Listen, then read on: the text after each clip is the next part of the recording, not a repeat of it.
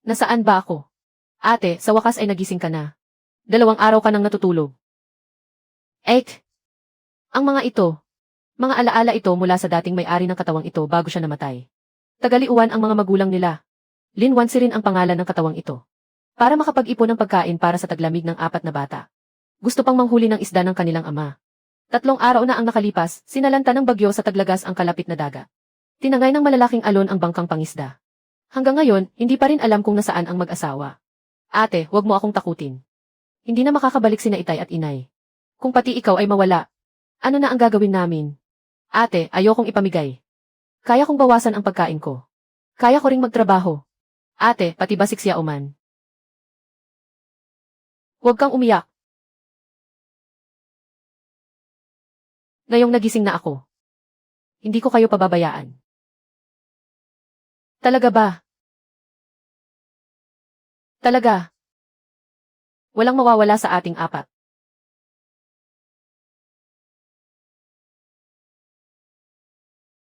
Ate, uminom ka ng lugaw. Gagaling ka kapag nakainom ka ng lugaw.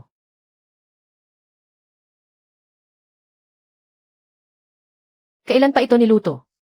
Noong 1 araw pa. Medyo malamig lang, pwede pa ring inumin. Kumain na ba kayo?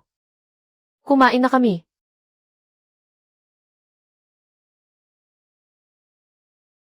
Wala na talaga tayong makain sa bahay. Siyang-yang, tingnan mo ako. Gaano na kayo katagal na walang kinakain? Kahapon, kumain kami ng ligaw na gulay. At ngayon, itong isang mangkok na lugaw na lang ang natitira. Sabi ni kuya, nilalagnat ka raw. Kailangan itong itira para sa iyo. Panis na ang lugaw na ito. Walang pwedeng uminom nito. Pero wala na tayong ibang makain. Mas lalo ka lang mamamatay agad kapag sumakit ang tiyan mo. Mula sa sandaling nagising ako. Nakasalalay na sa akin ang buhay nilang 3. Siyang-yang, Xiaohe, Xiaoman. Tandaan ninyo ito. Wala na sina itay at inay. Pero hindi pa nagkakawatak-watak ang pamilyang ito. Ako ang sasagip sa pamilyang ito mula ngayon. Hanggat may hininga pa ako. Hindi ko hahayaang mamatay kayo sa gutom. Hindi ko rin hahayaang may sinumang mag-ipamigay sa inyo. Siyang-yang, pakuluan mo ang natitirang tubig sa bahay. Lagyan mo pa ng kaunting asin. 2 araw akong nilalagnat. Kulang sa tubig ang katawan ko. Kailangan kong uminom ng malabnaw na tubig na may asin para mabilis bumalik ang lakas ko. Ako na mismo ang magpapakulo.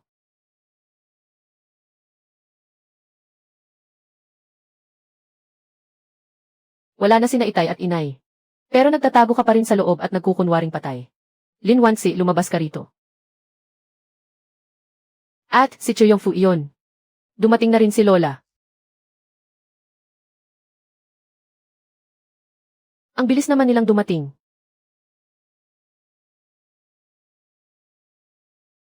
Nagising na pala siya. Akala ko hindi na niya malalampasan ang sakit na ito. Kung may masamang nangyari talaga, kailangan pa nating gumastos sa pagpapalibing. Kung ano-ano ang sinasabi mo. Siyang-yang, bumalik ka rito.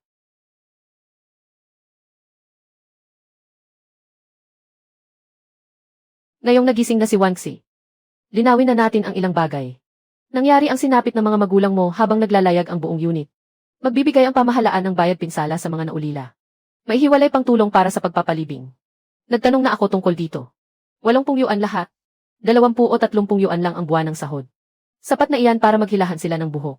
Ilang taon na ba kayo? Delikado kung napakaraming pera ang hawak. Napag-usapan na namin ng lola mo. Sa amin muna ang pera. Kapag kailangan na ninyo, saka na kayo bumalik at humingi. Kami na ang mag-iingat. Ako ang nakatatandang kapatid ninyo. Hindi mo ba maalis sa amin ang pera ninyo? Ang perang hiniram ninyo noon sa aking ama. Isang kusing man lang, wala pa kayong naibabalik. Sabi lang ng nakatatanda. Kailan ba ako nagkaroon ng pagkakataong sumingit? Napakatindi ng hirap ko, ha? Ikaw pa ang magsasabing umalis na lang kami. Bakit hindi mo na lang isama ang iyong manugang? Wala na ang ina mo, pero buhay pa naman ang iyong manugang. Ang perang ito sana, dapat una ay ipinangrespeto mo sa akin. 3 bata ang kahawak ng pera, hindi rin naman mapipigilan. Mas mabuti pang ibigay na lang sa iyo, kuya. Siya ang panganay sa pamilya. Sa hinaharap, maaasikaso rin niya kayo. 3 araw na mula nang mapahamak ang iyong ama at ina. Kailan ba ninyo kami naasikaso? Sa 3 araw na iyon, nakapagpadala ba kayo kahit isang mangkok ng kanin? O kahit isang maliit na bigkis ng pagkain? Hinimatay na ako sa gutom at hindi na nagkamalay. Inanyayahan ba ninyo kahit minsan ang asawa ko? Wala kayong dinala. Ni ang pantustos ngayon ay hindi pa na ipapamahagi. Kayo pa nga ang buong buo. Ama ko, pamangkin mo siya. Ni ang tao nga, hindi pa ninyo siya natatagpuan. Hindi mo ba inaalala kung buhay pa ba siya o patay na? Kundi ang 80 piso lang ang naaalala mo. Sa tingin mo, mas mahalaga pa ba ang pera kaysa buhay ng anak?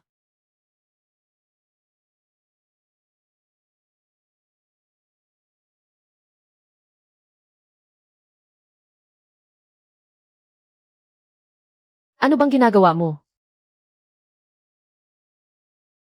Ano ba ang alam ng bata? Nandito si Lola para tingnan kayo. Baka may mahahalagang gamit na manakaw ng iba. Mahahalagang gamit?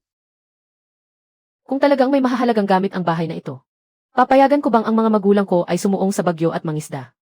Kami ngang 4, 2 araw nang hindi nakakakain ng maayos. Nasira na pati ang huling kaldero ng lugaw sa bahay. Pagpasok ninyo rito, hindi man lang ninyo kami tinanong kung gutom kami o hindi. Ngayon, puro salita kayong aalagaan ninyo kami, kuya. Naniniwala ka ba sa sarili mo? Sumakit ang ulo mo sa isang pagkakamali. Ayan, natuto ka pang pumalag. Huwag nang maraming satsat na wala namang kabuluhan. Nasaan ba talaga ang pera? Nasa brigada pa, hindi pa na ipapamigay. Kung talagang sa inyo mapupunta ang perang ito, pumunta kayo sa pinuno ng brigada. Sabihin niya ng malinaw sa harap ng buong nayon.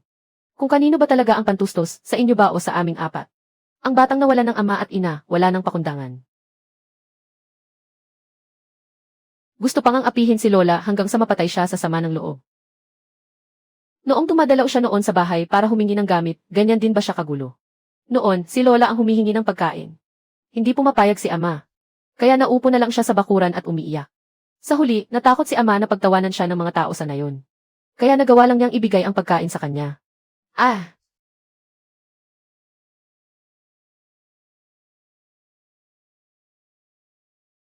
Wangsi, kanina pa iyan, salita lang talaga iyan sa pamilya. Huwag mong damdamin. Ikaw ang panganay. Mahirap ang mga susunod ninyong araw. Hindi ninyo kayang buhayin ang 3 bata. Habang buhay kayong maninirahan sa sirang bahay na ito. Dapat isipin mo na ang panghabang buhay na usapin. Bigla niyang binanggit ang usapang kasal. Talagang hindi mapalagay ang loob ko. Ano ba ang ibig mong sabihin? Naghanap ako ng mabuting mapapangasawa para sa iyo. Sa kabila ng dingding, sa King Shiwan, may isang si Ludaki. May bahay at bangka ang pamilya niya. At kilala pa siya bilang barumbado sa nayon. Kapag ipinakasal kita roon, nikakain ka man o mabubuhay ng maayos, wala ka nang dapat alalahanin. Mas matanda pa si Ludaki kaysa kay tatay. Kapag mas matanda, saka raw marunong magmalasakit. Narinig kong 2 asawa na ang pinakasalan niya. Pareho silang hindi nagtagal. Bata, huwag kang magsalita ng kung ano-ano. Pumayag na si Ludaki. Kailangan mo lang tumango. Magbibigay agad siya ng 30 yuan na handog sa kasal. 30 yuan. Sa perang iyan, magkakaroon ng pangkabuhayan ang mga kapatid mo. Bilang panganay na ate, masasabi mong hindi mo pinabayaan ang mga namayapan ninyong magulang. Kanino mapupunta ang handog sa kasal? Siyempre, ipagkakatiwala muna ito sa nakatatanda. Pagkatapos, magtatabi tayo ng bahagi para alagaan ang mga batang ito. Magkano ang bahaging iyon, huwag kang makialam sa usaping pangmatanda. Bakit kailangan mo pang alamin ng husto? Hindi ako magpapakasal. Ano ba ang sinasabi mo? Hindi ako magpapakasal kay Lodaki na 47 taong gulang na. Mahilig sa alak at sugal. Madalas pa siyang manakit ng tao. Hindi na kayanan ng 2 nauna niyang asawa ang pagsasama sa kanya. Pero sinasabi mong marunong siyang magmalasakit. Araw-araw silang may karne sa hapag. Kapag nagpakasal ka roon, maginhawa ang buhay mo. Kailangan ko bang ipagpalit ang buhay ko para lang makakain ng isang subo ng karne? Lola, ipinagtatapat mo ba ako sa isang lalaki? O ipinagbibili mo na ako? Wala kang utang na loob. Ginagawa ko ito para sa ikabubuti mo. May 3 kang pasaning kasama. Sino ba ang magnanais magpakasal sa iyo? Malaki na ang halagang 30 yuan mula kay Lodaki, para na iyang pagkilala sa iyo. Hindi kami mga pasanin. Hindi kailangang ipagpalit ni ate ang sarili niya para sa pera. Hindi magpapakasal si ate. Mas gugustuhin pa naming magtiis sa kaunting pagkain. Kaysa ipakasal si ate sa kanya. Lahat kayo ay sumasagot na sa nakatatanda. Talagang nagrebelde na kayo. 30 yuan na handog sa kasal. Magkano ang balak ninyong itira para sa amin? 20, 10 o isang baryang ihagis ninyo sa amin. At pababayaan na lang kaming 4 na mabuhay o mamatay. Hindi ninyo makuha ang ayudang pera, kaya handog sa kasal ko naman ang gusto ninyo. Ang galing ng plano ninyo. Talagang pinag-isipan. Tungkol sa kasalang ito ngayon. Pumayag ka man o hindi, kailangan mong pumayag. Hindi ikaw ang masusunod sa mga gawain ng pamilya. Huwag mong sasaktan si ate.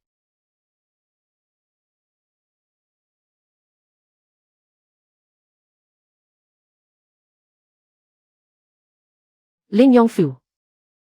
Sige, subukan mong hawakan ulit sila. Paano mo nagawang saktan ang mga nakatatanda? Anong karapatan mong tawagin ang sarili mong nakatatanda? 3 araw pa lang mula nang maaksidente ang mga magulang namin. Pumunta na kayo rito para agawin ang aming ayudang pera. Nang hindi ninyo makuha ang pera, ipinagbibili naman ninyo ako kay Lodaki kapalit ng handog sa kasal. Ngayon, sinasaktan ninyo pa ang kapatid kong lalaki. Ni Katiting, hindi kayo mukhang kamag-anak namin. Tama na ang kasinungalingang ginagawa ninyo ito para sa ikabubuti namin. Kung ganoon, buksan ninyo ang pinto. Papuntahin natin dito ang buong nayon para makinig. Hayaan nating lahat ang humatol kung sino ang tama. Tingnan natin kung ang pagbebenta ninyo sa sariling pamangkin kay Lodaki ay maituturing ninyong para sa ikabubuti ko. Kapag itinulak ninyo kami sa wala nang mapuntahan ngayon, isasama ko ang mga kapatid ko sa tanggapan ng brigada. Pupunta kami sa komuna at magsusumbong sa bawat nakatataas na tanggapan. Ipaalam ko ito sa lahat. Matapos mapahamak sa dagat si Nalin Gohae at ang kanyang asawa habang tumutupad sa tungkulin ng komunidad. Ipaalam ko kung paano sila ninakawan ng sarili nilang ina.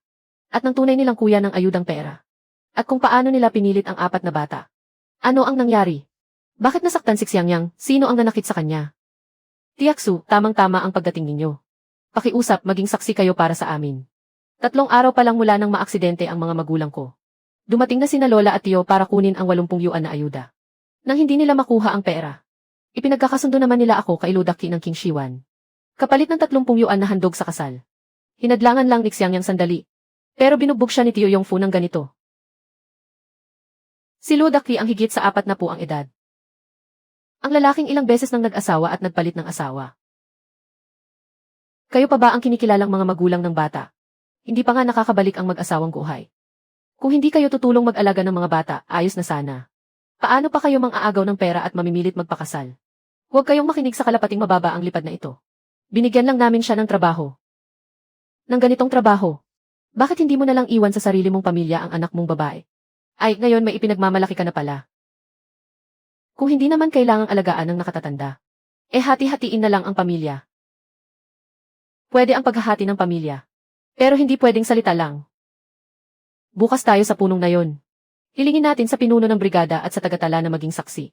Sino ang may-ari niyan? Isulat ng malinaw sa puting papel at itim na tinta. Gusto mo bang malinawan? Hati na talaga ang pamilya. Kayo ninyong 4, buhay man o patay. Wala na kaming pakialam. Malinaw ang isip ko. Mula ngayon, kung lugaw o karne ba ang kakainin natin, hindi na namin kayo pababayaan pang mag-alala. At huwag na ninyong balakin pang kunin ang isamang karayom o sinulid sa bahay namin. Sige, gusto ko ngang makita. Kung ilang araw ka pang makakatagal sa 3 batang iyan. Ek.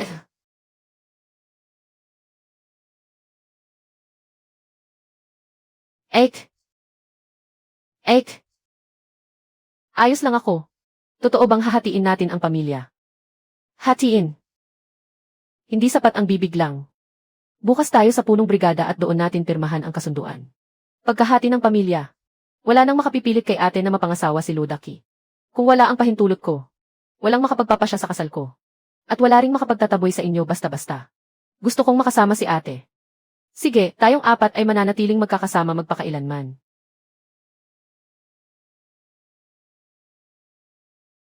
Ate, saan ka pupunta? Sa punong brigada. Habang hindi pa sila nagsisisi. At ayusin na ang usapan tungkol sa paghahati ng pamilya. Sasama ako sa iyo. Ay, hindi ka pwedeng sumama. Bakit ako ang magpoprotekta sa iyo? Noong isang araw, ikaw na ang sumalo para sa akin. Ngayon, ikaw naman ang bantay kay Xiaohe at Xiaoman. Kung wala ka, matatakot sila. Wala na sina itay at inay sa bahay. Ikaw ang lalaki ng bahay na ito.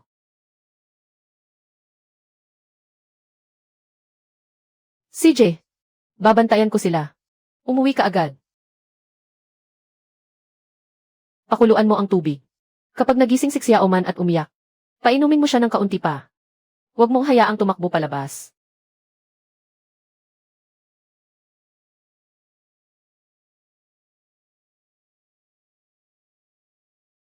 Hindi ba't gabi na ating ito? Narinig kong kagigising lang daw niya. Pero may sakit na nga, lalabas pa. Nagwala na naman ng husto ang pamilyang Lin kahapon. Natatakot siguro siyang hanapin ang pinuno ng brigada.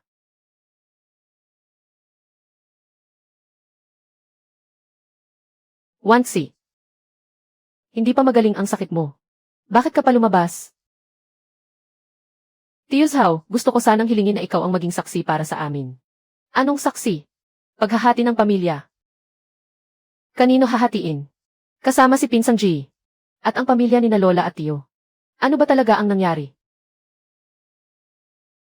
Haha.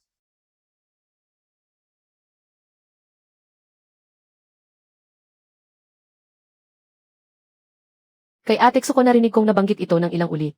Hindi nila akalaing mangangaha silang mamilit magpakasal. Pati bata, sinasaktan pa.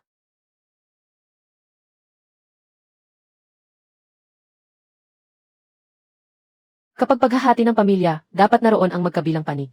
Dapat may tagasulat at mga saksi mula sa mga taga na yon. Handa ka bang pumunta, Lola? Mas mabuti kung pumayag siya. Ayaw niyang pumayag. Kailangang hatiin ang pamilyang ito. Nanghuhuli ng isda ang mga magulang ko para sa kapakanan ng brigada. Iniwan nila ang 4 na bata. Ang bunso ay 5 taong gulang pa lang. Hindi ko hinihiling na tustusan kami ng brigada. Ang gusto ko lang ay malinaw na paghahati ng ari-arian. Sa hinaharap, hindi na kami aasa sa pabor ng inyong angkan.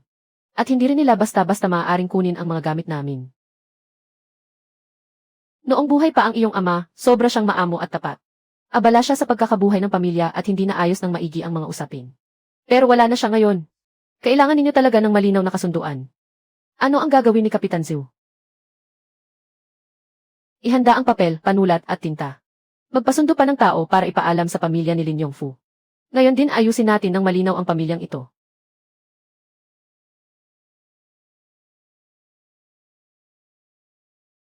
Talagang paghahati ng pamilya. Narinig kong kahapon ay binugbog pa ang bata. Bakit napakarami na namang tao? Di dahil sa binatang iyon na sinadya pang palakihin ang gulo. Hindi ba't paghahati lang ng pamilya ito? Ano pa bang pinapatawag ninyo sa amin? Dapat harap-harap ang linawin. Wala na sina ama at ina. Paano mabubuhay ang mga bata sa susunod? Lahat ng meron sa bahay ay dapat isulat sa papel. Ikaw ba ang nakatatandang kapatid? Unahin nating pag-usapan ang mga kondisyon. Kung hahatiin, edi hatiin. Hindi naman talaga sila kasalo namin sa isang kaldero noon. Ang 3 bahay kubo na tinitirhan ni na ama at ina ay mapupunta sa 4 na bata. Pati ang 2 parsela ng lupang hamak ay dapat manatili sa kanila para magtuloy silang magtanim. Ang kariton sa bahay ay sa amin. Ang mga pingga at kalan ay sa amin din. Maging ang malaking lutuan ay sa amin din. Halos tangayin na ng hangin ang bubong ng bahay. Ang lupa rin ang 2 pinakahinang anisa na yon. Lahat ng may halaga ay kukunin ninyo. Hindi ba't pang-aapi na iyan sa mga bata?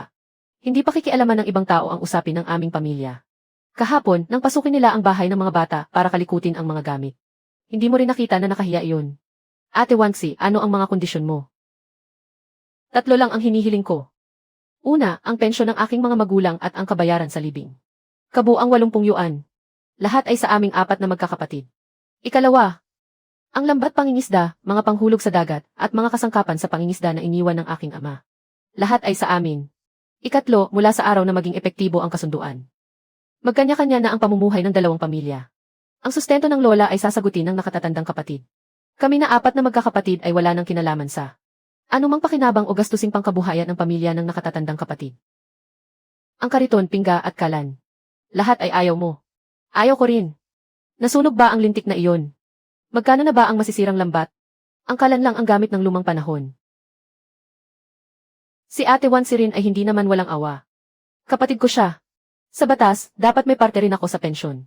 Hindi ako humihingi ng marami. Ang 80 yuan, hati tayo ng pantay. Hating kapatid. May kamay at paa ka naman. May sarili ka pang bahay at lupa. Sa anong karapatan mo kami hihinga ng salaping pangkain? Dahil ako ang tunay na kapatid ng iyong ama. Nasa mga kamay mo ang dokumento tungkol sa pagbibigay ng pensyon ni Tiyuzhaw. Sino ang nakasaad na tatanggap doon?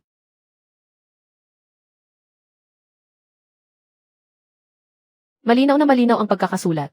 Namatay sa sakuna sa produksyon sina Lin Gohai at ang kanyang asawa. Ang tulong pinansyal at bayad sa libing ay ibinigay sa kanilang mga menor de edad na anak. Walang nakalaang bahagi para sa mga kapatid. Paano naman ang matandang iyon? Sariling anak niya si Gohay. Dapat may bahagi rin si Lola Gigi, hindi ba? Kung gipit sa buhay si Lola, maaari siyang humingi ng tulong ng hiwalay sa komuna. Kung may proseso, susundin ang proseso. Hindi ako hahadlang. Pero ang 80 yuan na iniwan ng mga magulang ko para sa 4 na bata, ni isang kusing ay hindi dapat mabawasan. Isulat ang kasunduan ayon sa napag-usapan. Sandali, hindi pwedeng ibigay lahat ng perang ito sa mga bata. Hindi nga nila kayang magkwenta. Kapag nakuha nila, hindi rin nila mapangangalagaan. Nang maaksidente ang kapatid ko, tumulong din naman ako. Tumulong akong maghanap ng bangka at ng mga tao. Paruot parito ako ng 2 araw. Tio Yongfu, noong araw na naaksidente ang mga magulang ko, ano ang ginagawa mo? Siyempre, tumutulong ako. Nagkakatay ka ng manok sa bahay. Maraming taga na yon ang nakakita. Ang tunay na bumaba sa dagat para maghanap ng bangka ay ang mga milisyang inorganisa ng brigada. At ang tunay na naghanap ng mga tao sa baybayin ay ang mga isinama ni Tio Zhao. Mula umpisa hanggang dulo, hindi ka man lang nagpakita. Mapatutunayan ko iyan. Noong araw ng aksidente, pumunta ako sa bahay nila para humiram ng bilaw. Totoong nagkatay ng manok si Yongfu sa bakuran. Tinawag namin siyang sumama sa paghahanap. Ang sabi niya, malakas ang hangin sa dagat. Wala rin daw silbi kung pupunta siya. Totoo ang sinabi niya. Kahit hindi ako pumunta, kapatid ko pa rin si Gohay. Kaya karapat-dapat din akong magkaroon ng bahagi sa perang ito. Ang perang ito ay kapalit ng buhay ng mga magulang ko. Ito ay perang ipinagkaloob ng pamahalaan para buhayin ang 4 na ulila. Sinumang magbulsa kahit isang kusing, ay isusumbong ko sa komuna. Kung hindi umaksyon ang komuna, isasampa ko ang reklamo sa mas mataas na tanggapan. Paglustay sa tulong pinansyal ng mga pamilyang nasalanta sa sakuna. Kakayanin mo bang panagutan ang paratang na iyan? Umupo ka, Lin Yongfu. Tungkol sa aksidente ng iyong kapatid at hipag. Nauri na ito ng organisasyon bilang isang sakuna sa tungkulin. Ang 80 yuan na ito ay espesyal na pondo. Bawat kusing ay nakatala. Kung hindi ka sang-ayon, pumunta ka ngayon sa komuna. Huwag mong apihin ang mga bata rito sa opisina ng brigada. Ito. 3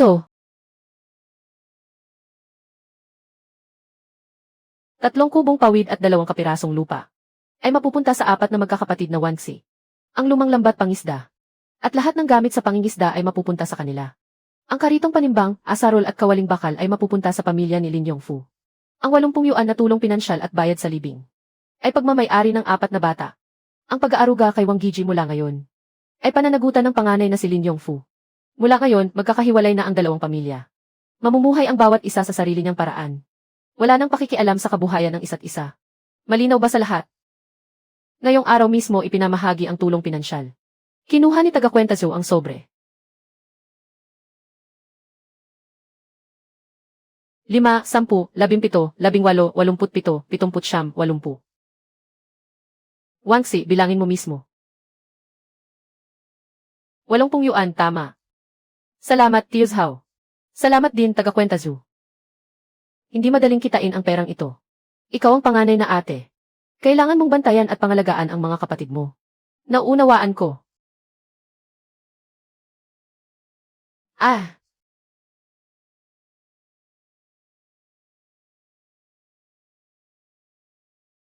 Pindutin mo.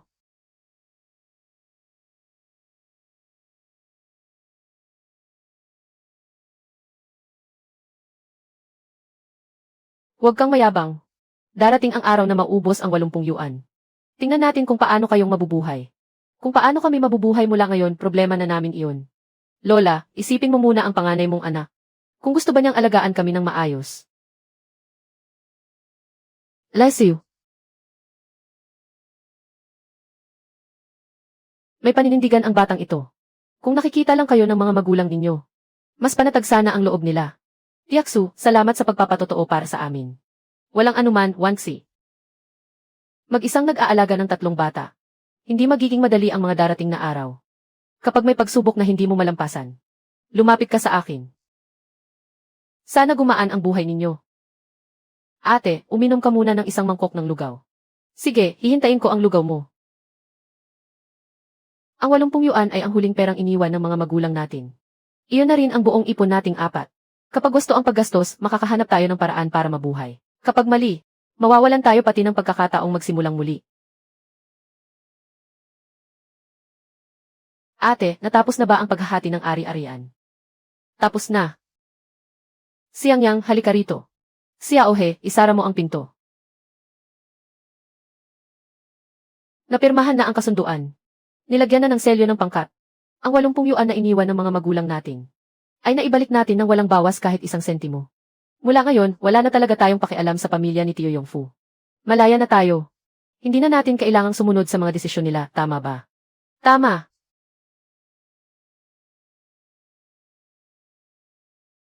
Ate, malaki ba ang 80 yuan? Malaki. Marami tayong mabibiling bigas. Mukhang malaking halaga pero mabilis ding maubos. 4 ang bibig na kailangang pakainin araw-araw. Pati asin, tela at gamot ay kailangan ng pera. Kung aasa lang tayo sa 80 yuan na ito, ilang buwan lang ang itatagal natin. Ate, ano na ang gagawin natin? Hindi pwedeng umasa na lang sa kung anong meron tayo. Ang 60 yuan na ito ay pangligtas ng buhay. Hindi ito gagalawin maliban na lang kung wala na talagang ibang paraan. Dito tayo kukuha ng pambili ng bigas at asin sa araw-araw. Bawat sentimong gagastusin ay dapat maitala ng maayos.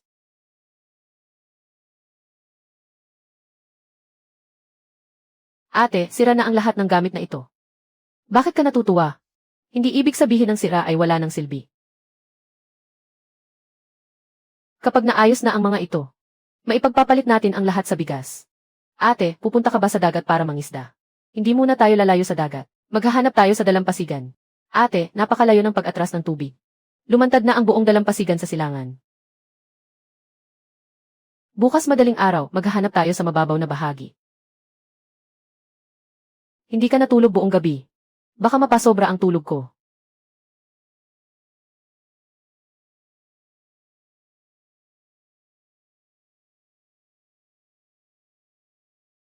Ate, mali ang direksyon mo. Araw-araw may naghahalungkat sa dalampasigan sa silangan. Wala nang magandang maiiwan doon. Pupunta ba tayo sa mabatong dalampasigan? Sumunod kayo sa mga yapak ko. Huwag kayong tatakbo kung saan-saan. Huwag din kayong basta-basta magbabaliktad ng mga bato.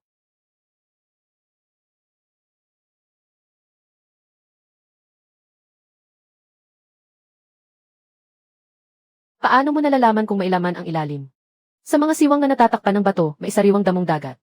Sa paligid nito, kadalasan ay may nagtatagong sus. Kailangan itong baliktarin sa isang galaw. Una, tingnan ang likod ng bato. Mabilis kumilos ang alimango. Kapag hindi mo nahuli sa loob ng 3 segundo, makakatakas na ito. Aba, aba, aba. Esan. Sa unang pagsubok, nakahuli ka agad ng 2. Hindi na masama.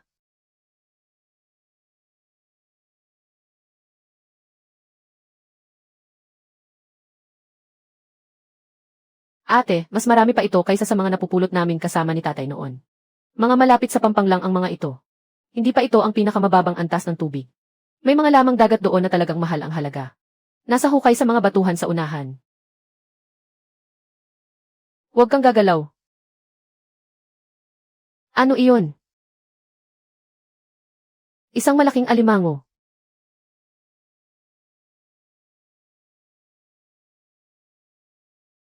Siyang yang, pumunta ka sa silangan. Gamitin mo ang sako para harangan ang daanan niya. Ate, hulihin ko ba? Ikaw ang humarang sa kanya. Huwag mong ilapit ang kamay mo sa sipit niya.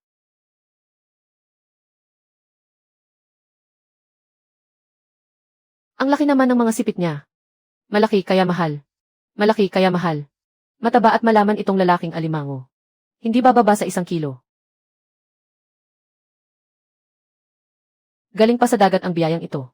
Esan.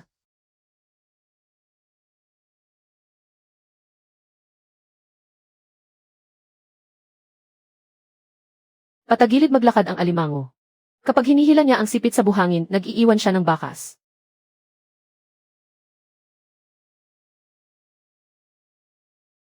Magkano kaya ang mapagbebentahan nito? Kapag pinagsama, mga 3 o 3.5 kilo ito. Halos ganoon na nga. Magkano kaya ang mapagbebentahan nito? Ang buhay at magandang alimango ay maaaring umabot ng 1 o 2 yuan bawat kalahating kilo. Depende sa mamimili ang eksaktong presyo.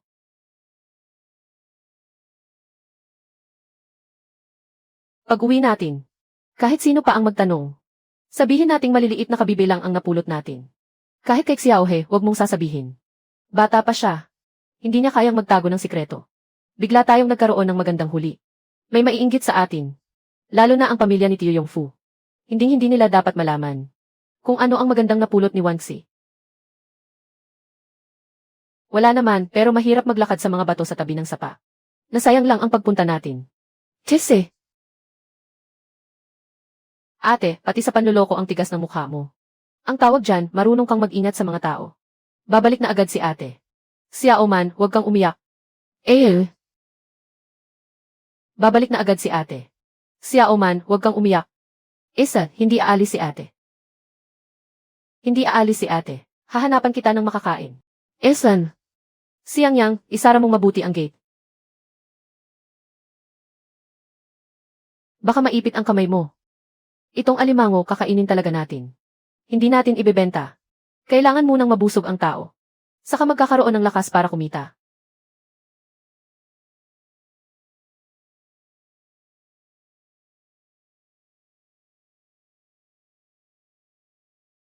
Ang bango. Ngayon lang ako nakalanghap ng ganito kasarap na amoy.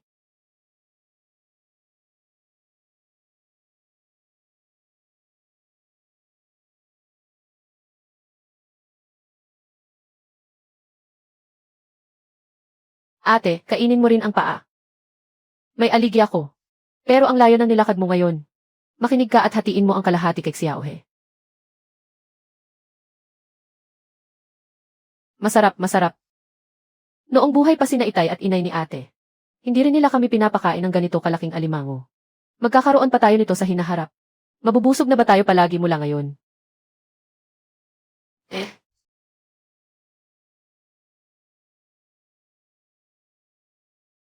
Ate, si Chaksu ito. Kagabi, nagluto kami ng kalahating mangkok na malagkit na kanin. Naisip ko, baka wala na kayong mga bata na makain. Kaya ipinadala ko rito para kahit paano'y mailaman ang mga tiyan ninyo. Tiaksu, katatapos lang naming kumain. Kahit kumain na kayo, tanggapin ninyo. Painitin ninyo mamayang gabi at makakain pa. Siyang Yang, kumuha ka ng sariwang kabibe para kay Chaksu. Ay, isang mangkok lang ng kanin ang ipinadala ko. Ano pa ang ibabalik ninyo? May bigayan sa pagitan ng magkakapitbahay. Salamat sa kabutihan ninyo. Tatandaan ko ito. Wangxi, may kailangan kang bantayan. Kung kani-kanino sinasabi ni Liu Giji nitong mga araw na ito na matigas daw ang ulo mo. Kapag maldita ang magulang, maldita rin ang anak. Sino pa ba ang lalapit sa inyo? Sino pa ang susunod na mapapahamak? Bakit gusto ng tiyuhin at tiyahin kong saktan si ate? Kasi akala nila madali lang tayong apihin. Hinihintay niya akong maubos ang pera. Kung gayon, hindi ko hahayaang maubusan ako. Saan sa bayang ito bumibili ng seafood si Chaksu? Lahat ng tindahan ng supply at mga kantina ng estado ay bumibili ng lamang dagat. Pero mababa ang presyo ng sabayang bili. Sa likod ng palengke sa silangan may isang nagangalang Han. Ibinebenta niya sa kabayanan. Mas mataas ang bayad kaysa sa supply na tindahan. Pero mahusay siyang tumimbre at tumawad. Ikaw na isang dalagang tulad mo, nakikipagkalakal sa ganyang tao. Mag-ingat ka ng husto. Tatak ko na. Pwede ko ring itanong para sa inyo ang tungkol sa pagbili ng kantina ng estado. Siyang Yang, pakiabala si Wangxi. Hindi pa nahuhupa ang sugat mo sa mukha. Hindi pwedeng walang tao sa bahay.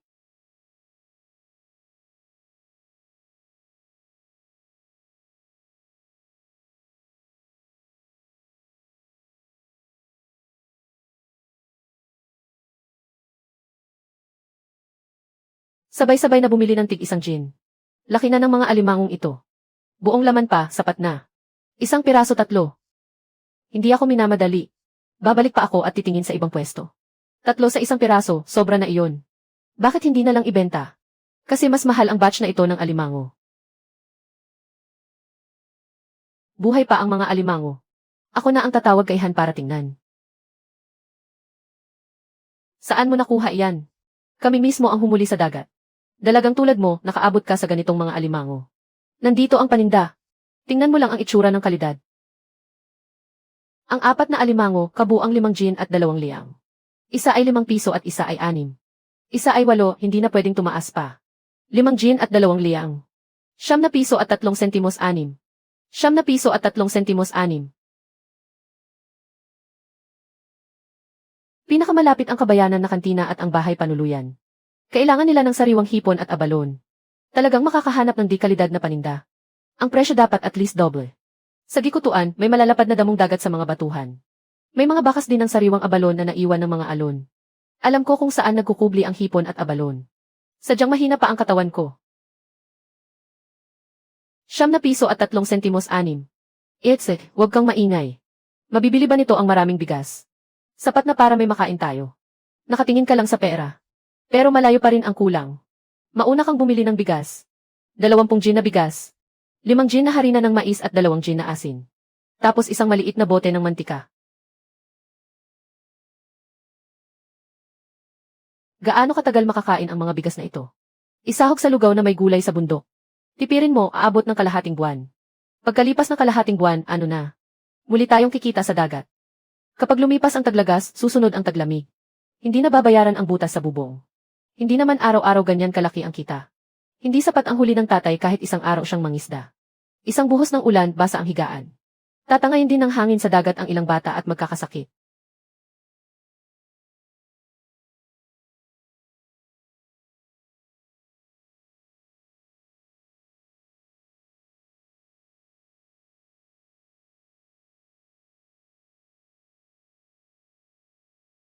Ate, kapag umulan, hindi na ba tutulo sa higaan? Kapag natuyo ang putik, tatakpan pa ulit natin. Pero kahit paano, napipigilan nito ang malaking bahagi ng ulan. Hipon at abalon. Sabi pa ni Han, pwedeng doblehin ang presyo ng di-kalidad na paninda. Bago umalis, ulitin muna ang mga tuntunin. Dito lang ako sa labas ng batuhan. Bawal akong pumasok sa loob. Kapag may alon, 3 beses akong hihipan sa pito. Pagkapasok mo, hindi na ako basta pwedeng sumigaw. Baka mawalan ka pa ng pagkakataong mamitas ng mga bulaklak sa espiritu. Tandaan mo, ang gikutuan ay hindi latian ng batong nakakalito. Kapag dumating ang alon, hindi ka naabutan kung tatakbo ka pa. Dito ka na lang maghintay. Bantayan mo ang guhit ng tubig. Kapag narinig mo akong sigaw ng ligtas, saka ka tumugon. Siyang yang, ayos lang ako. 1, 2, 7 lang.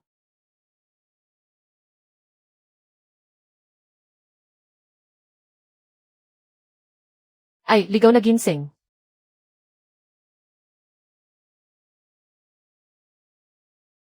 Magandang bagay.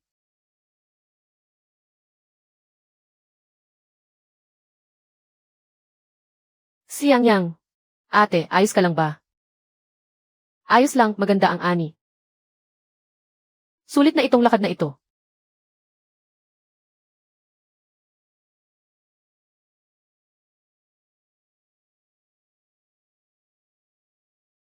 Hindi pwedeng masugatan. Hindi rin pwedeng masira ang lailayan ng palda. Malapit na humupa ang tubig sa pinakababang antas. Maghahanda si Xiangyang na tanggapin ang mga gamit. CJ!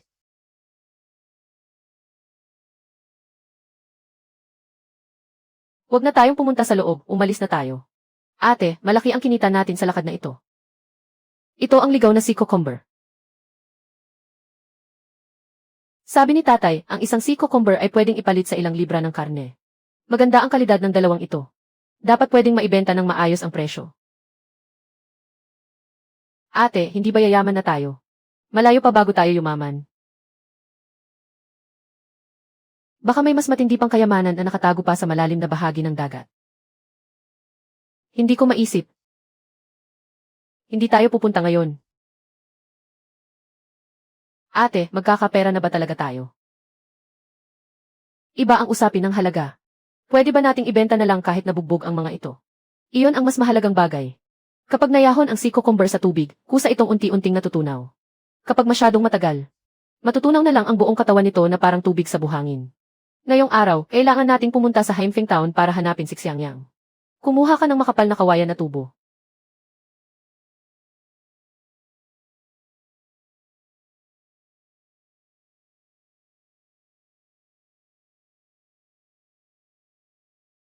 Una, panatilihing buhay ang mga ito.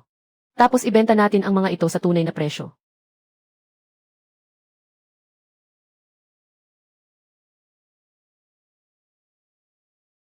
Buhay na buhay pa ang mga ito. Kaninang umaga ko lang nasilayan. 6 na bangbang sea cucumber, 1 pisang 2. 1 kilo ng abalon, 3 pisong isa. Hindi isang presyo ang sea cucumber at karaniwang light ginseng. Pagkatapos mabilad ng 1,000 ulit ang ganitong klase. Kahit 1 o 2, may bibili pa rin kahit 20. Alam mo rin naman ang takbo ng merkado. Siyempre, alam ko ang paninda ko. 8 pisang 2 sea cucumber. 4 na pisong 5 ang 1 kilo ng abalon. Pwede na. Lumagpas ng kaunti ang timbangan ni Mang Han. Itimbang ulit mula sa dating pwesto. Manghan, itulak mo pa palabas ng kalahating libra. Ha? Sige, itimbang ulit. 2 cucumber. 18 abalon. Dagdagan pa ng 3 alimango. Kabuuan ay 27 pisang 2 kusing. 27 pisang 2, di 27 pisang 2 nga. Ikaw na bata ka, kahit kaunti ayaw mo pang kumagat. Bawas ng 2 piso sa bibig, bawas din ng 1 kaba ng bigas. Isama pa ang pera nitong mga nakaraang araw. Mahigit 30 na ang hawak natin. Unahin nating bumili ng kawa. Tapos bumili ng bigas at lubid. Para saan ang lubid? Para sa lambat na iniwan ni Shipu. Iyan pa lang ang kinita mula sa paligid ng gikutuan. Wala pa talaga akong nahahawakan sa mismong malalim na bahagi ng dagat. Narinig ko na bumili raw ng harina ang ilang bata ng pamilyang Lin. Nagdagdag pa raw sila ng bagong kawa. Nagtatanong si Liu Gixi ang sabungad ng nayon. Ikaw ba ay kumita sa pagbebenta ng isdang dagat? Ngiti siyang ngiti. Mas kinabahan pa nga ako.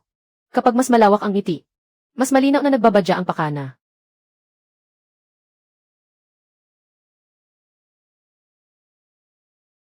Dati rin magulo ang isip ni Wangxi at ng mga tiyuhin niya. Pamilya pa rin sila sa huli. Paano mo masasabing malinis na malinis ang lahat? Diretsuhin mo na lang kung may sasabihin ka. Nanay mo, hindi ka ba maayos ang pakiramdam? Kumuha ka ng pera at bumili ng gamot. Iyan na rin ang pagbibigay galang sa matatanda. Malinaw na malinaw ang kasunduan sa paghahati ng pamilya. Ang sustento ni Lola ay responsibilidad ng pamilya ni Tiyo. Kasunduan ay kasunduan. Pamilya ay pamilya. Kung ganoon, pumunta tayo sa tanggapan ng brigada. Pakipaulit nga ang kasunduan, Tiyo Zhao.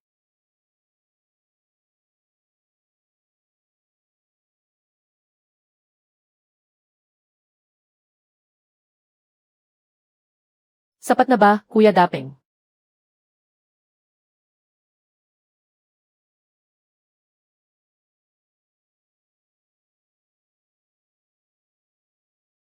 Ang pera ng mga magulang ko ay amin.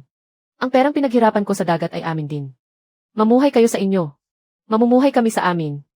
Sino mang papasok ulit ay malilimutan pati ang sako at ang pera. Hihilingin ko kay pinuno ng brigada na magbilang. At magpasya kasama ang buong nayon. Nagsasalita lang ako ng pabiro. Bakit parang seryoso ka naman? Bawat salita ko, totoo.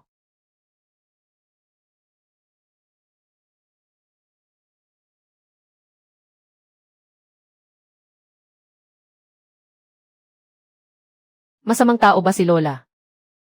Makasarili siya at mahilig manamantala sa mahihina. Kapag kaharap mo ang ganyang tao, umatras ka ng kaunti. Lalo lang iisipin niyang pwede kang apihin. Kailangang mas matigas ka kaysa sa kanya.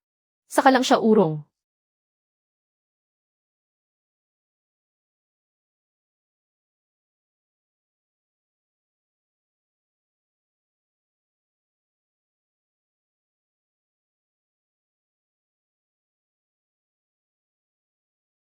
Hindi ko pa nakitang ginamit ni Itay ang ganitong paraan. Sinubukan na iyan ni Itay noon. Hindi mo lang napansin. Ang unang patong ang magpapagalaw ng daloy. Ang ikalawang patong ang magpapalingon sa direksyon. Ginagaya ang hipon at isda para hindi na makabalik. Bakit kailangan pang 3 patong ang lagusan? Ang unang patong ang magpapasok dito. Ang ikalawang patong ang magpapahirap sa pagbalik nito. Ang ikatlong patong ang tuluyang magsasara ng daan palabas.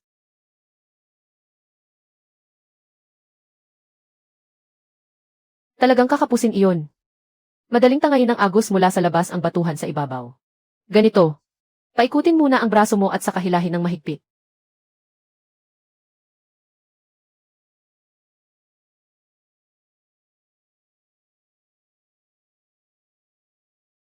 Matulog ka na. Bukas maaga pa tayong manghuli ng huli. Ate, maaga ka na rin matulog. Bago sumapit ang mataas na tubig bukas. Ilubog ang mga bitag sa pangunahing daluyan sa paligid ng gikutuan.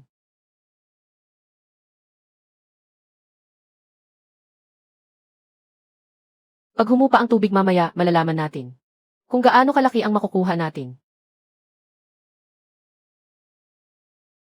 Tulungan mo nga ako, Siang Yang.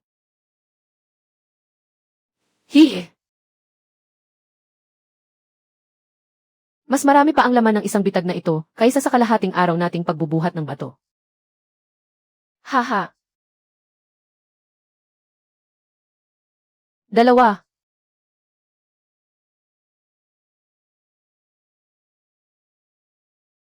Kung araw-araw ganyan kadami, hindi na tayo nakahiga lang ay kikita pa. Sa loob lang ng ilang araw, ayos na ang ani. Dahil dito, wala pang nakapaglagay ng bitag. Sa susunod, unti-unti itong bababa. Kailangan ding palipat-lipat ang pwesto. Hindi pwedeng sa iisang agos lang palaging manghuli.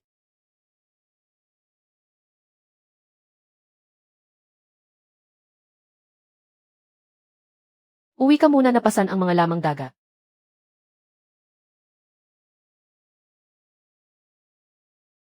Matagal ka na rin ba akong tinititigan? Gaano nakatagal? Ang lagusan mo, ginamitan mo ng 3 sunod-sunod na patibong. Mas masikip pa ang lambat na pader kaysa sa hukay ng lokal na dragon. Karaniwan, ang ganitong ayos ay makikita lang sa mga profesional na tala tungkol sa pangingisda. Sino ka ba? Chen Chuan. Totoong may ganitong tao sa alaala ko. Narinig kong galing siya sa Beijing. May problema sa pagkakakilanlan niya. Inilipat siya ng brigada ng mag-isa sa pinakamahirap na lugar para magtrabaho. Takot ang mga taga na yon na madamay. Kaya bihira silang makipag-ugnayan sa kanya. Paano mo nalaman ang tungkol sa bitag? Nakabasa ako ng mga kaugnay na tala. Nabasa ko na o napag-aralan ko na. Maging ang 18 taong gulang na anak ng mangingisda. Hindi dapat alam mo ang ganitong paraan ng paghahabi ng lambat.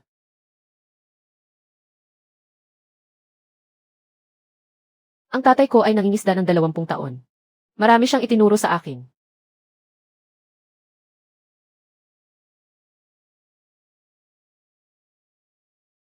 Maraming takalin at tokyo sa pagitan ng mga bitak ng bato sa tabi ng pampang. Kapag nagbabaliktad ng mga bato sa ilalim ng tubig, mag-ingat sa mga laso na tinik at baka masugatan ang kamay. Takalin at tokyo. Pangalan ng isda ang takalin at tokyo. Ang mga mangingisda rito ay tinatawag lang itong itim na spinniball. Itong sinibak na squatter na ito ay itinakwil ng buong nayon. Hindi lang siya marunong sa pangingisda. Malalim din ang alam niya. Sabi ng mga tao. Noong taglagas noong nakaraang taon, personal siyang ipinadala ng kooperatiba. Araw-araw siyang gumagawa ng pinakamabigat at pinakamasakit na trabaho. Habang nagpapahinga ang iba, siya ang napapagitnaan ng tawanan at satsatan. Palagi siyang nag-iisa, nakayuko sa dulo ng bukirin. Siguradong ang lapit niya sa kanya ay magdadala lang ng gulo. Bahala na ang iba sa sariling usapan nila. Ang mahalaga sa akin talaga ay, araw-araw siyang dumadating sa dapit-hapon. Umuupo sandali sa labas ng bihag na umiiyak na dalampasigan. Hindi ito basta iginuhit lang. Isa itong payak na mapa ng agos sa dagat. Naitakda na ang mga mahalagang lugar ng pagbalik ng mga isdang galunggong at dili sa taglagas. Tama ba ang pagkakatutok ng lahat? Nakikita ninyong mabuti.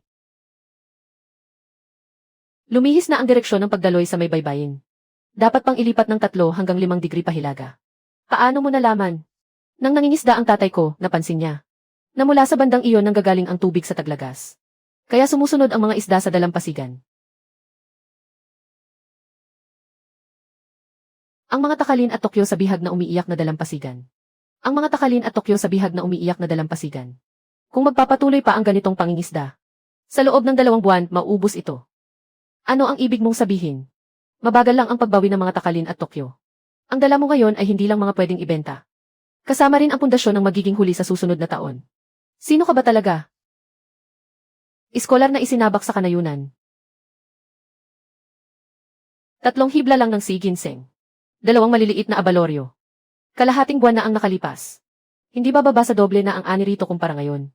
Tama ang sabi ni Chen Chuan. Ang sinabi ko noong huli. Naiintindihan ko na. Handa ka bang makinig? Hindi para makipag-agawan ng panalo. Ang mga takalin at tokyo ay pumapasok na sa mabilis na yugto ng paglaki sa taglagas. Huwag galawin ang mga batang ginseng na mas mababa sa 15 sentimetro. Kunin lamang ang mga ganap na hinog na ginseng na 20 gin pataas. Magkano ang hulihin bawat buwan? Huwag lalampas sa 2/10 bahagi ng tinatayang dami. Ang 2/10 bahagi ay 50 hanggang 60 piraso. Sa karaniwan, hindi pwedeng higit sa 2 piraso bawat araw. Ang mga kabibeng mas mababa sa 5 sentimetro ang lapad ay dapat ibalik. Mabilis dumami ang alimango at isda. Pwede pang gamitin ang lambat na kawayan. Pero kailangan itong salit-salitan ang gamit sa bawat bahagi. Ang bahaging nalakaran na ay dapat pahingahin ng hindi bababa sa kalahating buwan. Salitan ang pagkuha. Malawak na kuha, maliit na palay. Limitahan ang dami ng kinukuha. Ito ang pinakasimpleng paraan. Salamat. Kumain ka na ba ng hapunan? Nakain ko na. Sinasabi lang ng bibig ko na nakain ko na. Pero sa itsura mo, parang hindi ka naman busog. Bukas, dalhin ninyo sa kubong tinitirhan ni Chen Xuan. Sinasabi ng mga tao sa nayon na huwag kayong masyadong lumapit sa kanya. Tinulungan niya kami. Kaya dapat lang suklian namin ang kabutihan niya. Kung gayon, ibubukas ko ang pinto at aalis na ako. Ang magandang si Ginseng, hanggang 2 piraso lang kada araw. Dahan-dahan ang pag-ipon ng pera. Ang abaloryo ay ang mga ganap na hinog na piraso lang. Hukay kung saan nahahati ang lambat. Hindi pwedeng kapalit ng kaunting pagkain ngayon. Sirain ang kinabukasan nating makakain sa mga susunod na dekada. Bukas, pupunta ako sa malalim na bahagi. Medyo malalim pa rin doon kahit bumaba na ang tubig. Lulubog ka sa tubig. Marunong kang lumangoy. At nasubukan ko na sa diving pit nitong mga nakaraang araw.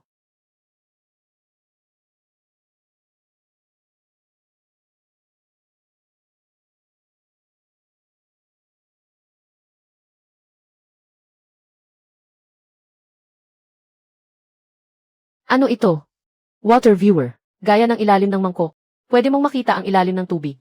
Idikit mo lang sa ibabaw ng tubig. Maihihiwalay nito ang alon. Para mas malinaw makita kaysa direktang titingin. Pag nakita mong pinalo ko ang tubig, ihulog agad ang lubid. Huwag kang basta hihila kung walang senyales. Ate, mag-ingat ka.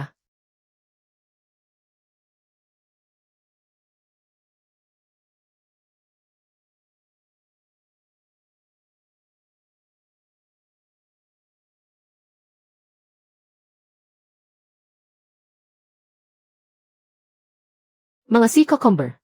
Sa malalim na bahaging ito, malamang. Walang sinuman ang nakatapak dito sa loob ng ilang dekada.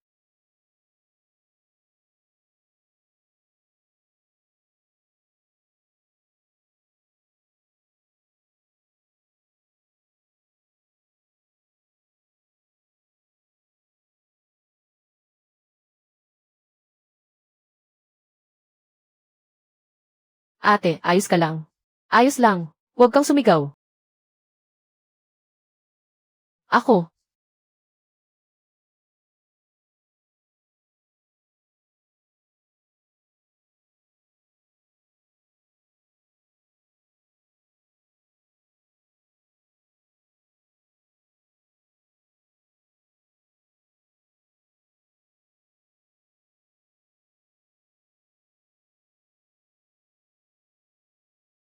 Sobrang dami naman ito. Marami pa sa ilalim. Marami nga, pero hindi natin pwedeng ubusin lahat ng sabay-sabay. Ang pinakamalalaki lang ang kukunin natin. Ang iba, hayaan na nating lumaki pa. Ang nakita natin ngayon. Walang makakapagsabi kahit kanino. Kahit kay Xiaohe, huwag kang magsabi. Ano ba talaga ang nakatago sa yungib na iyon? Babalik ako doon balang araw. Pero hindi ngayon. Sapat na ang nakolekta natin para ngayon.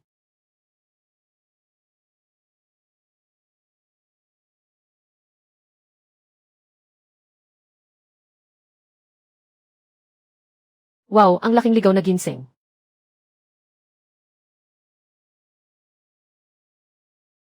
Ito, hindi bababa sa 10 taon nang lumalaki. Higit pa sa 10 taon. Saan mo nakuha yan? Tiyuhan, hindi ito saklaw ng benta at bilihin natin. Hindi mo na nga ito dapat tinatanong. Pag-usapan na lang natin ang presyo.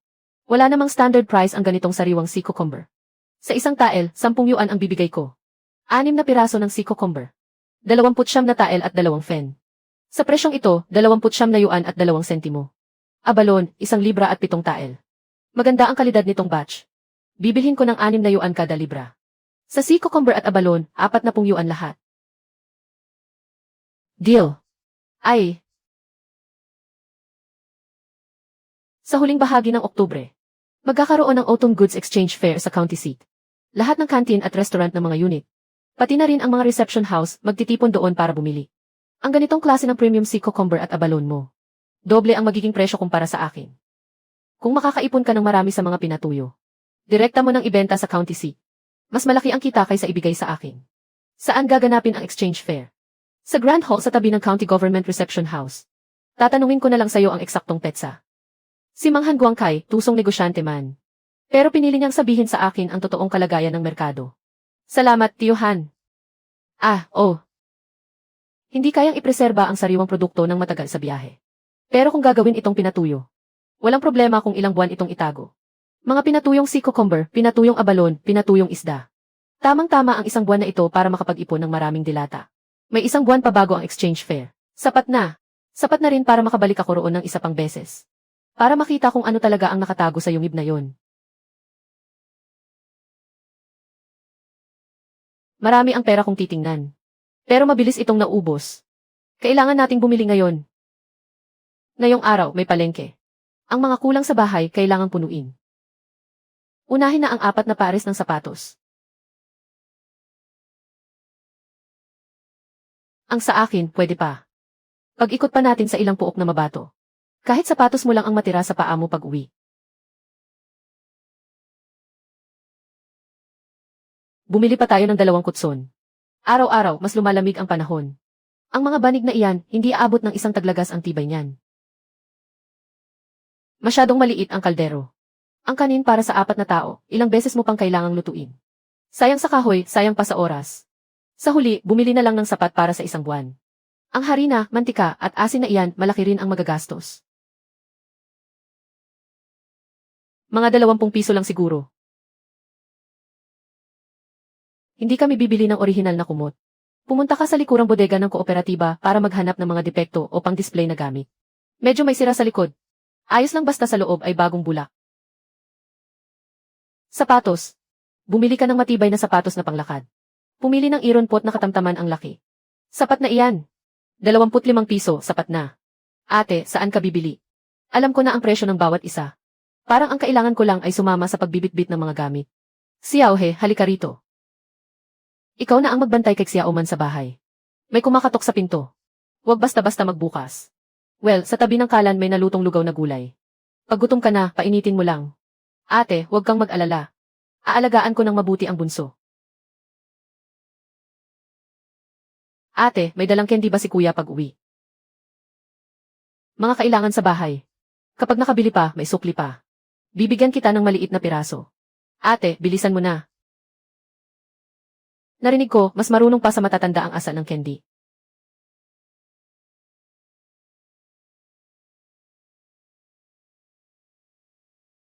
Wangsi, mas mukhang magaan na ang mukha mo ngayon.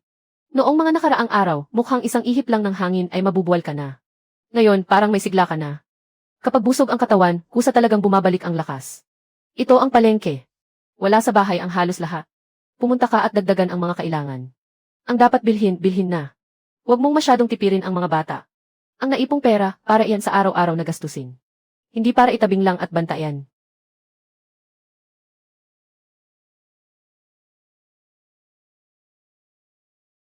Hindi ba nasa harapan ang mga iyon? Ibinibenta ang mga gamit sa harapan ayon sa orihinal na presyo. Sa likurang bodega, may mga clearance na paninda. Hindi na iyon gaanong mahal. Paano mo nalaman? Noong huling punta ko sa Zen, tinanong ko. May nakalagay pa bang kumot na pinamigay ng lolo?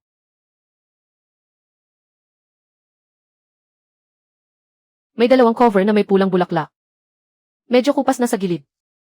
Sa loob, bagong bulak pa ang gamit ngayong taon. 3 piso at 50 kada isa. Pwede bang silipin? Ah, wala namang amoy singaw.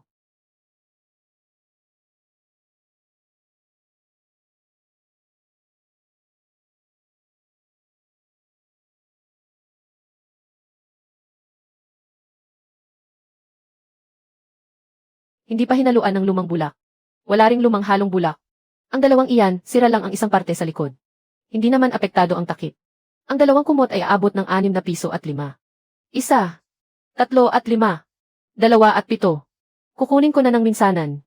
Para hindi na kayo kailangang maghiwa-hiwalay at magbenta pa. 6 at 8 na, hindi ko na talaga ibebenta ng mas mura pa. Nabenta na, ate. Paano ka nakatawad ng ganyan kalaki? Hindi mo ba naisip na kapag tinanong, malalaman mong hindi pwedeng sobrang mura? Araw-araw kang nakikipag-deal sa akin. Kailangan ko ng 4 na pares ng sapatos na panglakad na magkakaibang sukat. Talagang hindi ko na kailangang bumili ng sapatos. Kaya pang iayos ang lumang sapatos. Araw-araw kang sasama sa akin kapag ibinibigay ko ang galaw. Kapag nasugatan ang paa. Kalahating buwan na hindi makalakad ng maayos. Ang pagbili ng sapatos ay hindi sayang. para magamit mo pa sa susunod at makapagtrabaho.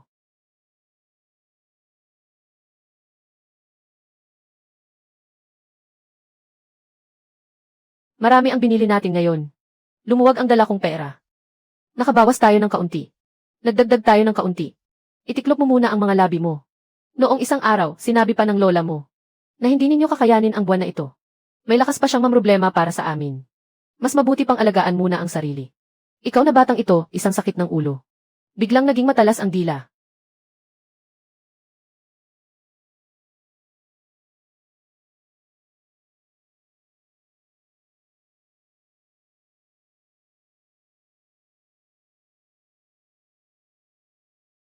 Ang lambot naman. Sa loob ay bagong bulak. Ngayong gabi, ikaw at si Xiaoman ang matutulog sa isang higaan. Ako at si Xiangyang ang maghahati sa isang higaan. Isang tao, isang peres.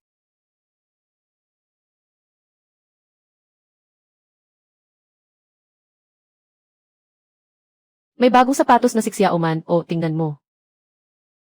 Ate, pwede ba akong magtira hanggang bagong taon? Bakit? Hindi na kasya ang suot mo ngayon. Kapag bagong taon na, wala ka ng bagong sapatos. Ang pares na ito, ngayon mo munang isuot. Sa bagong taon, bibili ulit ako ng bago para sa iyo. Totoo ba? Totoo. Hihihi.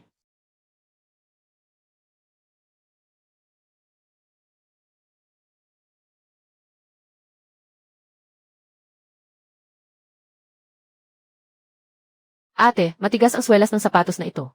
Kapag tumapak ka sa batuhan, siguradong hindi sasakit ang paa mo. Talagang para sa trabaho mo ito at sa pagkuha ng panggatong. Ngayon, nagliliyab na ang bagong kaldero. Kumain ka ng mainit-init na pagkain.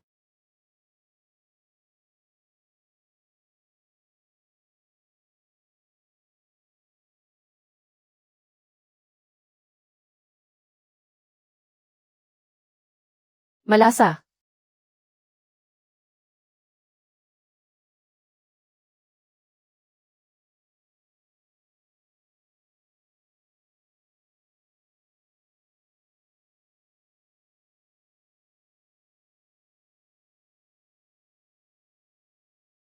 Karne.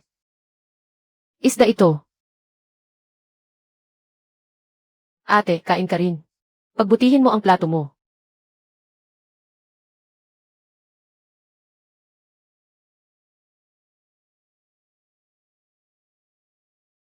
Huwag kang padalos-dalos sa pagdila, Ziu.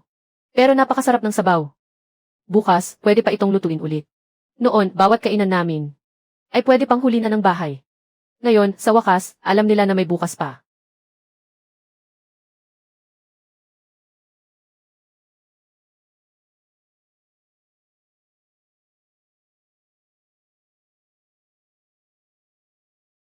Anim na piraso at 8 mao ang koton. 2 piraso at 2 mao ang kawaling bakal. 4 na pares ng sapatos, 4 na piraso at 4 na mao. 4 na piraso at 4 na mao para sa bigas, mantika at asin. 17 piraso at 8 mao at 5.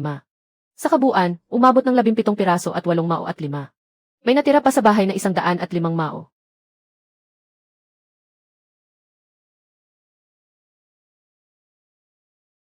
Ano ito? Tuwing taglagas, may malaking palengke sa bayan ng lalawigan. Pumupunta roon ang mga tao mula sa mga kalapit na kooperatiba at brigada. Marami ring mga ngalakal na bumibili ng ani at hango sa dagat. Pwede rin tayong magbenta roon. Pwede. Pero malayo ang daan papunta sa bayan ng lalawigan. Hindi maisasakay doon ang sariwang lamang dagat at abalon. Ano ang gagawin natin noon? Gawing tuyong paninda. Ang tuyong paninda ay magaan at matagal bago masira. Mas mahal din kaysa sariwa. Bukas, sa likod ng bahay ka magpatayo ng 2 patungan gamit ang bagong kawayan. Huwag gamitin ang lumang kawayan na madaling mabiyak. Ako ang magtatayo ng patungan. Itay, dati po ninyo akong tinuruan maglagay ng lambat. Ate, marunong ka bang gumawa ng pinatuyong lamang dagat? Marunong. Kailan mo natutunan? Noon, nakita kong ginagawa ni Itay. Tapos may narinig din akong kwento mula sa iba. 20 araw pa bago ang palitang pangkalakal ng mga kagamitan.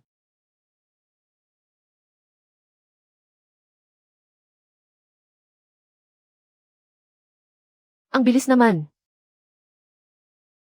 Nasa likod bahay lang ang mga kawayan. Sa araw na hindi maaraw, saka ako pupunta.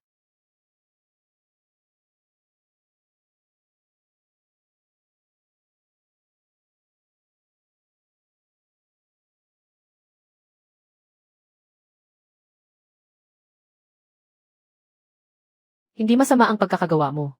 Isabit pa ng isa. Ihiwalay ng kaunti. Huwag ninyong tabunan ang liwanag ng isa't isa.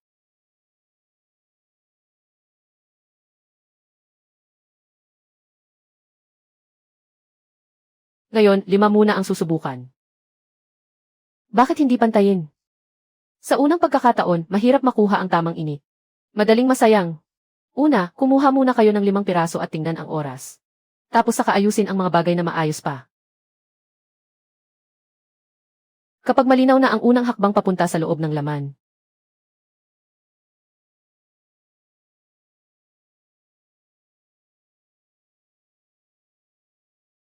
Hindi pwedeng masyadong malaki ang hiwa. Lalo nang hindi pwedeng putulin ang gitna at masira ang katawan. Kapag nabasag na, hindi na maganda kapag ibinilad. Mababa rin ang presyo. Huwag magmadali, dahan-dahan lang sa gitna ng hiwa. Tibayan mo ang kamay. Kailangan steady ang kamay.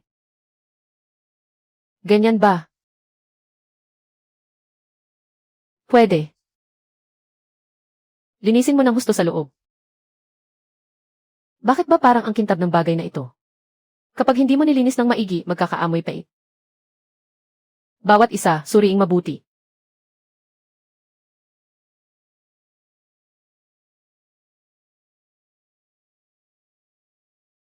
May tubig bukal sa bahay. Bakit pa kailangan pang tumakbo sa malayo? Natural, may alat ang tubig dagat. Mas masarap ang luto kapag ganoon. Makakatipid din sa magaspang na asin sa bahay. Ay,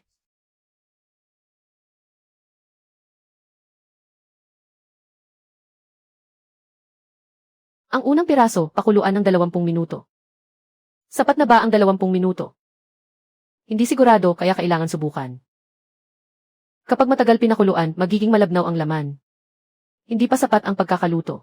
Hindi mailalabas ang tubig.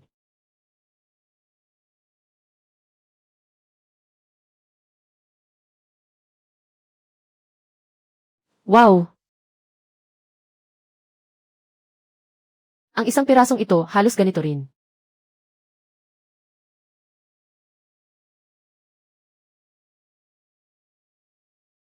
15 minuto ay hindi pwede. Mukhang hindi pa sapat ngayon. Pero kailangan pa itong dumaan sa ikalawang pagbalangkas at pagpapatuyo. Pagkatapos ng pagbuburo, saka lang tunay na matutuyo ng tama.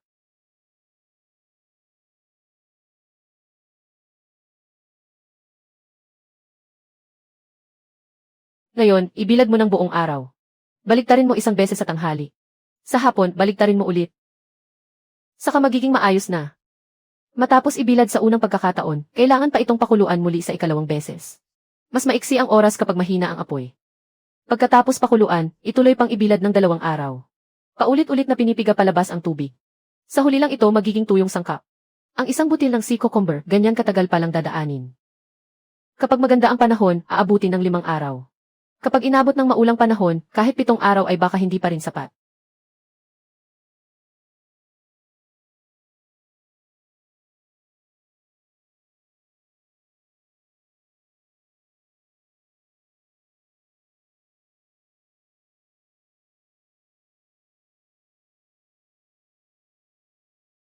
Ang maliit na piraso, 8 minuto lang mahuhuli na. Ang malalaki, kailangan pakuluan ng 10 minuto. Hindi ba lahat pakuluan ng 10 minuto? Magkakaiba ang laki at liit ng mga ito. Hindi pwedeng oras lang ang tinitingnan. Kailangan ding tingnan ang kulay at tigas. Ang pirasong ito, sapat na. Kapag nakuha ito at sobrang tumigas, paano pa kakainin?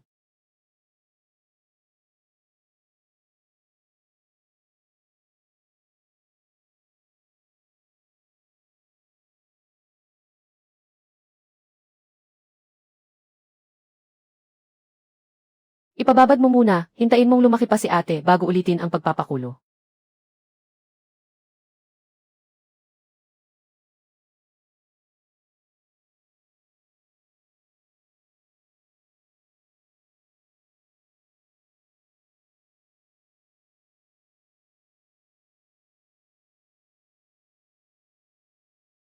Kapag naging ganito, magkano na kaya ang bentahan nito?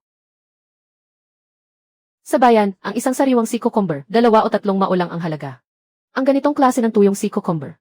Kapag dinala sa kabisera ng county, ang isang piraso ay pwedeng ibenta ng 1 hanggang 5 yuan. Ang isang tuyong piraso, katumbas ng ilang sariwa. Mas madaling itago ang mga tuyong produkto. Pag nabili ng mga tindero, pwede nang dalhin sa mas malalayong lugar. Natural, mas mataas ang presyong pwedeng hingin. Kung ganoon, wag na lang tayong magbenta ng sariwa. Gawing tuyong produkto na lahat. Nasubok na ang batch na ito. Mula ngayon, lahat ng sea cucumber na may tamang kalidad ay gagawin nating tuyong produkto.